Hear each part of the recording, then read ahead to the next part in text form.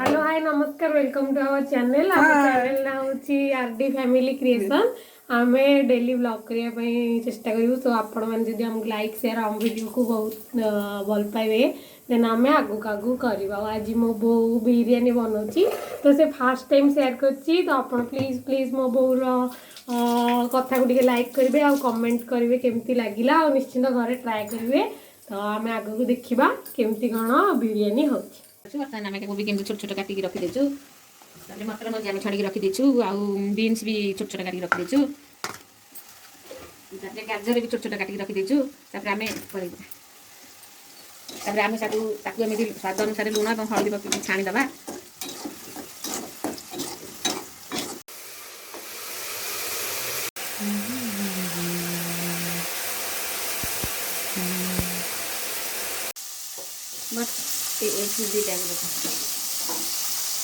बर्तमान आमर कोबी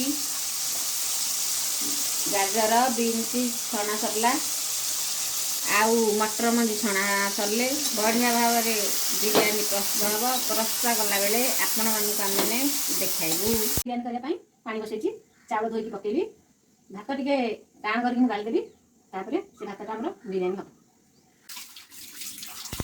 से भात स्वाद अनुसार लुण पकई पाइबी एटा को देखंतु एटा हला पियाज एटा को आमे ग्राइंडर रे बाटी पेस्ट करी रखिछु आपण माने मधा ए भला ग्राइंडर बाटी पेस्ट कर देबे करेई रे तेल पकई गरम हला परे ए पियाज बटाटा पकई जाय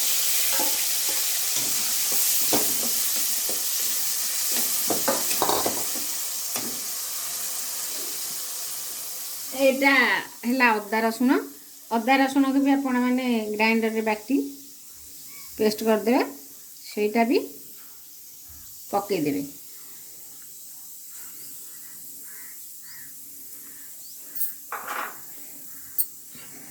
भलिया कसिए सेटा भल भाबे कसी हे साला परे ताकू आपण माने आगुरु प्रस्तुत करी रखिथिया भात देबे गोळेइबे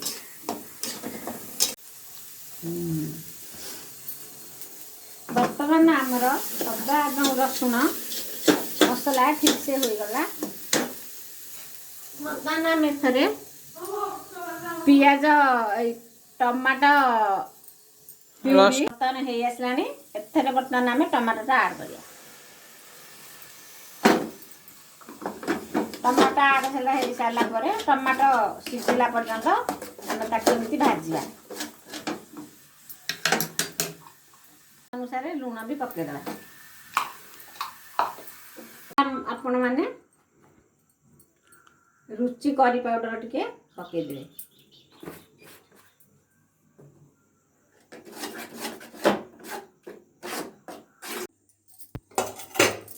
बिरयानी भातटा आम टिके टिके टाण करके बर्तमान रखी देचु मसलाटा आमर रेडी बर्तमान मसलाटा भात पर आम पकई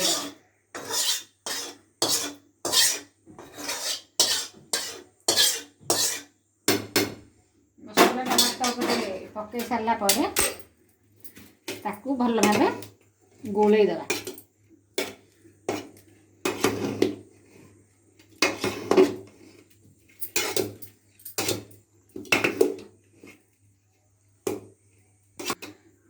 बर्तमान मसला आमर भात रे भल से गोला हो गला बर्तमान भात बिरयानी प्रस्तुत एबे हमें बिरयानी रे दही रे मसलाटा गोले के ऐड करवा बो मते कहि जाईची केमती करा हबा मोबे करछि तो दही गोटे कप मु करेई रे नै गेली जो करेई रे मसला करिथिले सेही करेई रे मु दही गोटे कप ऐड कर देली सीम रे बसई दबा ना सब जाक दही चली जीव एबे इति खंडे पानी यार इति हाफ से दही रे टिके ऐड कर देबी बस इति रहिला मोर ताको टिके हाई रे लगे दबा ताको टिके फुटीबा पई दबा और जेते बेले दहीटा ऐड करिवे सेथिरे बिरयानी मसला जो आमर आसुची से बिरयानी मसला हम यही दही रे ऐड करबा କିନ୍ତୁ ଏବେ ଦହିଟା ଟିକେ ଟିକେ ଏମିତି ଫୁଟିକି ପାଣି ତାର ଅଲଗା ହେଇଗଲାଣି। ଏବେ ଏଥିରେ ମୁଁ ୟୁଜ୍ କରୁଛି ରୁଚିର ମସଲା, ବିରିୟାନୀ ମସଲା। ଆପଣ ଯେକୌଣସି ବିରିୟାନୀ ମସଲା ୟୁଜ୍ କରିବେ। ଆପଣଙ୍କୁ ଯେମିତି ଠିକ୍ ଲାଗିବ। ମୁଁ ଏଥିରେ 2ରୁ 3 ଚାମଚ ବିରିୟାନୀ ମସଲା ଦେବି। ଆମେ ଭାତ ଆମର ବହୁତ ସାରା ବିରିୟାନୀର କରିଛୁ ସେଥିପାଇଁ।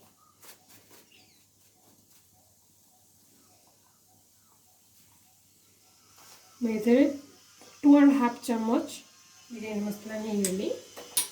ଏବେ ଆମେ ତାକୁ ଏଥିରେ ଭଲକିନା ଟିକେ ଗୋଳେଇଦେବା। ଟିକେ ସମୟ ତାକୁ ହବାକୁ ଦେବା, ନହେଲେ କଞ୍ଚା କଞ୍ଚା ଲାଗିବ ମସଲାଟା। 2ରୁ 3 ମିନିଟ୍ ଟିକେ ଫୁଟିଲା ପରେ ତାପରେ ଆମେ ଯେଉଁ ଛଣାଛଣି କରିକି ପରିବାଟା ରଖିଛେ ସେ ପରିବାଟାକୁ ଏଇଥିରେ ଆଡ଼୍ କରିଦେବା। ଆଉ ଟିକେ ସିମ୍ରେ ବସେଇବେ, ନହେଲେ ସବୁ ପାଣି ମରିଯିବ। ଏବେ ପାଣିଟା ଆମର ଫୁଟି ଆସିଲାଣି ପୁରା ଭଲସେ। ତ ଏବେ ଏଥିରେ ଆମେ ଛାଣିକି ରଖିଛେ ସବୁ ପରିବା ଯାକ ତାକୁ ଆଡ଼୍ କଲେ। ଆମେ ଆଗରୁ ପରିବା ଯାକ ଛାଣିକି ରଖିଥିଲୁ। ଏଇଟାକୁ ଏଇ ଦହିରେ ଯେଉଁ ମସଲାଟା ବନେଇଛେ ଆମେ ବିରିୟାନୀ ମସଲା ଦେଇକି ସେଥିରେ ତାକୁ ଆଡ଼୍ କରିଦେବା। ଧୀରେ ଧୀରେ କରିବେ, ମୋର ଟିକେ ଢାଲିଗଲା ତଳେ।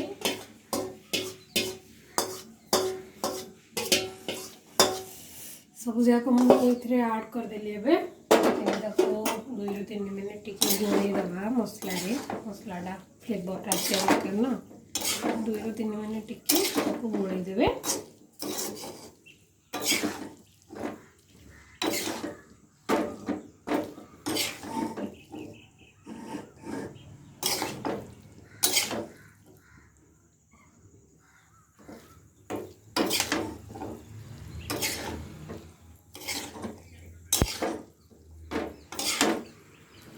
ଏଇଥିରେ ଟିକେ ଭାତଟା ଚାଖିବେ। ମୋର ଭାତଟା ଟିକେ ଅଲଣା ଅଛି, ତ ଏଥିପାଇଁ ଏଥିରେ ମୁଁ ଟିକେ ସ୍ୱାଦ ଅନୁସାରେ ଲୁଣ ଆଡ଼୍ କରିଦେଉଛି। କାରଣ ବିରିୟାନୀଟା ଅଲଣା ହେଲେ ଭଲ ଲାଗିବନି। ଏଥିରେ ଟିକେ ସ୍ୱାଦ ଅନୁସାରେ ଲୁଣ ଟିକେ ଦେଇଦେବି।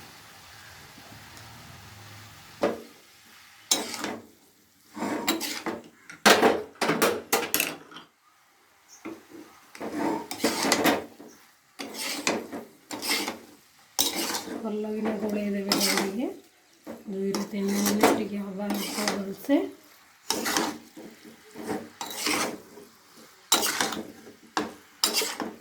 ଆମର ଏଇଟା ହେଇଗଲାଣି 2ରୁ 3 ମିନିଟ୍। ତାକୁ ଭଲସେ ମୁଁ ଗୋଳେଇ ଦେଲି। ତ ଏବେ ଆମେ ବାହାର କରିଦେବା। ଆଉ ଏବେ ବିରିୟାନୀ ଯେଉଁ ଭାତଟା ବନେଇଛେ ଆମେ ସେଥିରେ ଆକୁ ଲେୟାର ଲେୟାର କରିକି ରଖିଦେବା। ଏତେ ବଡ଼ ପାତ୍ରଟେ ନେଇଛେ, ଏଥିରେ ଆମେ ତେଲ ଦେଇଦେବା। ଯେମିତିକି ଆମର ବିରିୟାନୀଟା ତଳେ ବେଶୀ 5 ମିନିଟ୍ ରହିବ ନିଆଁରେ, ତ ଲାଖିବନି। ତାକୁ ଟିକେ ଚାରିପଟେ ଲଗେଇଦେବା ତେଲଟାକୁ। ହାତରେ ମୁଁ ଲଗେଇ ଦେଉଛି। ତେଲ ଦେଇଦେବା। ମୁଁ ଭାତ ଗୁଡ଼ା ଯେଉଁ ବନେଇକି ବିରିୟାନୀ ପାଇଁ ରଖିଛେ ତାକୁ ଏଥିରେ ମୁଁ ଏବେ ଆଡ଼୍ କରିବି। ଦେଖନ୍ତୁ ଆଡ଼୍ କଲେ ଏଥିରେ ଭାତର ଗୋଟେ ଲେୟାର ଦେବେ। ସିମ୍ରେ ବସେଇବେ। ଭାତର ଗୋଟେ ଲେୟାର ଦେବେ। ତାପରେ ଯେଉଁ ମସଲା ରଖିଛେ ପରିବାର ସେଥିରୁ ଗୋଟେ ଲେୟାର ଦେବେ।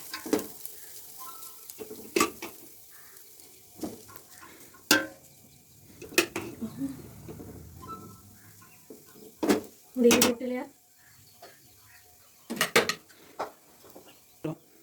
ଭାତର ଗୋଟେ ଲେୟାର ଦେଇଦେଲେ। ଏବେ ଆମେ ମସଲାଟା କରିଥିଲେ ସେଥିରୁ ଆମେ ଏମିତି ଖେଳେଇକି ଗୋଟେ ଲେୟାର ଦେଇଦେବା।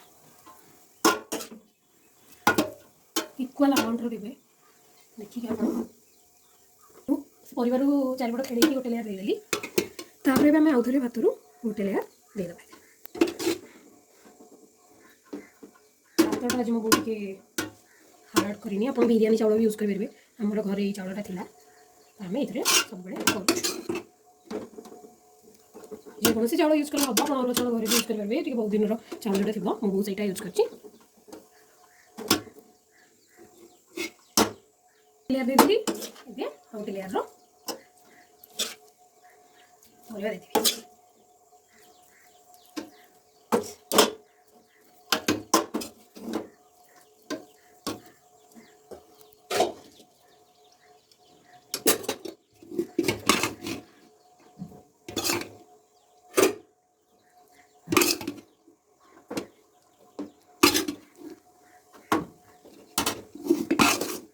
ଲେୟାର କରିକି ସବୁ ରଖିଦେଲି ମୁଁ। तापर एक्चुअली आगे गोटे कप क्षीर दरकार कि क्षीर ना आम आनु तो मुझे गोटे कप पानी आड कर आपको 5 to 10 मिनिट आप मीडियम हाई आंचरे बसईदे घोड़े किसी टाइम तापर आम बिरयानी रेडी होगा घोड़ी देली 5 ରୁ 10 मिनिट हाई मीडियम आंचरे बसैबा लो करदे टिके टाइम बोले आमर बिरयानी रेडी हो गैस रे कड़ाई बसे गरम कर तेल पकेबा चिंगुड़ी आम बाछिकी सफा कर रखीचु तादेह स्वाद अनुसार लुण हल्दी पकेबे गरम तेल पकेबे गरम तेल पकेबे भल भाव भाजी आमर चिंगुड़ी भजा प्रस्तुत होगा ଏବେ ଆମେ ଚିଙ୍ଗୁଡ଼ିର ଝୋଳ ତିଆରି କରିବା ବର୍ତ୍ତମାନ ଗ୍ୟାସ୍ରୁ ଚିଙ୍ଗୁଡ଼ି ବାହାର କରିଦେବା ତ ଦେଖିଲେ ଆମର ଚିଙ୍ଗୁଡ଼ି ଭଜା ପ୍ରସ୍ତୁତ ବର୍ତ୍ତମାନ ଆମେ କରେଇରେ ତେଲ ପକାଇବା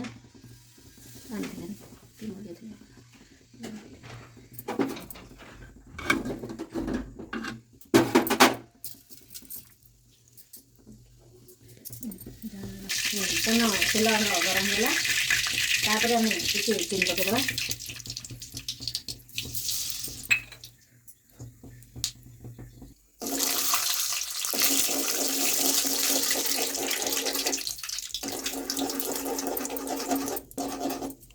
ବର୍ତ୍ତମାନ ଆମର ଚିନି ନାଲି ପଡ଼ିଗଲା ପିଆଜ ପକାଇଦେବା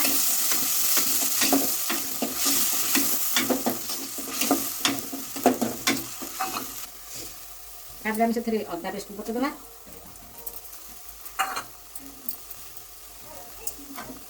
ତାପରେ ଆମେ ମସଲାଟା ଭାଜିବା ବର୍ତ୍ତମାନ ଆମର ଚିଙ୍ଗୁଡ଼ି ଝୋଳ ପାଇଁ ମସଲା ଭଜା ହେଇଗଲା ସେଥିରେ ବର୍ତ୍ତମାନ ଟିକେ ପାଣି ଦେଇଦେବା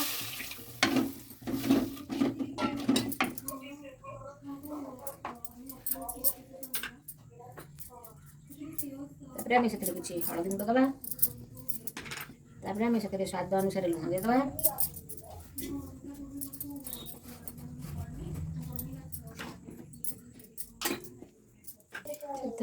किसी बर्तमान रुचि किसी पकईदा पुणी से किसी समय भाजीदे बर्तमान आमर सब मसला प्रस्तुत से आम बर्तमान चिंगुड़ी पकईदा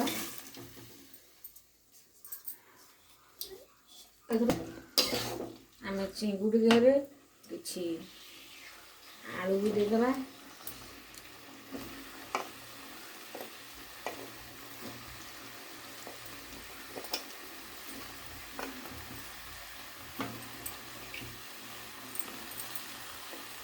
आलूटा को आगुरी सीझे चोपा छड़े प्रस्तुत कर रखी आपण भी से आगुरी सीझे चोपा छड़े प्रस्तुत कर रखे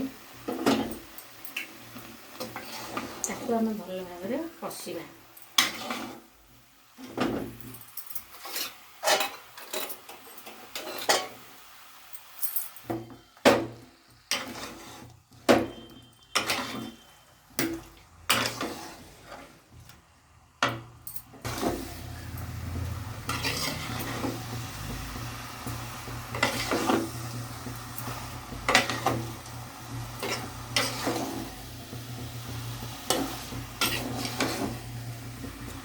बर्तमान आमर आलू आ चिंगुड़ी मसला रेडी आम पानी आड बर्तमान आम चिंगुड़ी तरकारी बिरयानी रेडी आपण मैंने भी आपण मान घर ये बनातु आपको भाड़ा लगे आमको कमेंट कर कहतु शेयर लाइक कर रेसिपी केमिति लागला वीडियो रे जणाइबे आज मो बो बनैतला केमिति लागला निश्चित कमेंट रे जणाइबे आउ आज बहुत टेस्टी थिला आपण भी घरे ट्राई करंतु केमिति हेची निश्चित हमकु जणांतु आगो आगो मो बो भलो भलो जहाँ भी रेसिपी करबा हम वीडियो करिकी शेयर करिवु thanks for watching and please subscribe our channel bye बो बाय कर दे।